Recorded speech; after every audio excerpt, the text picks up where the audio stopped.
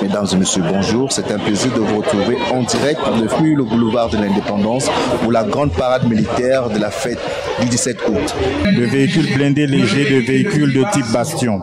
Le deuxième bloc, commandé par le capitaine Lionel Onkassa, pour sa part, est doté d'engins de type VP11, équipés tous de mitrailleuses 12-7, en jouissant respectivement d'une autonomie de 400 et 800 km. Des engins qui ont d'ailleurs été mis à contribution lors de la présence de cette unité, composée d'engins de type VN1, lors de la mission de sécurisation en Centrafrique.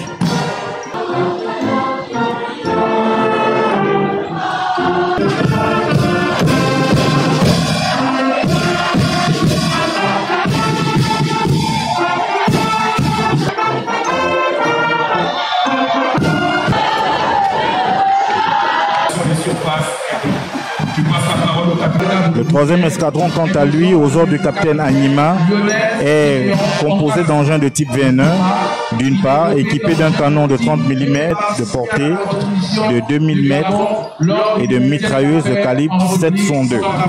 Effectivement, cette année, nous l'avons rappelé, la gendarmerie nationale est corps leader et porteuse de l'étendard créé le 11 février 1986 par décret.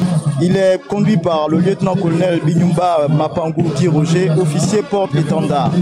Et nous avons également le passage de la garde d'honneur de prestige, comme il a été dit. Il faut simplement rappeler que le porte-étendard est un symbole glorieux. Mobile pour son 21e défilé. 200.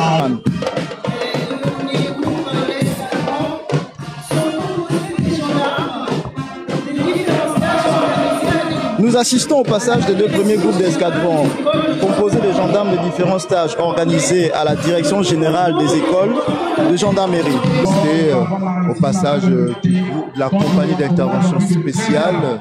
Qu'est-ce qui la différencie des autres unités? Alors, c'est une compagnie particulière au sein de la garde. Il ne peut y avoir d'unité de combat spécialisée et moderne sans qu'il n'y ait avant une maîtrise des bases du combat classique. Cette unité est donc composée de gardes issus des différentes compagnies de l'institution qui ont été soumis à des tests de présélection rugueux.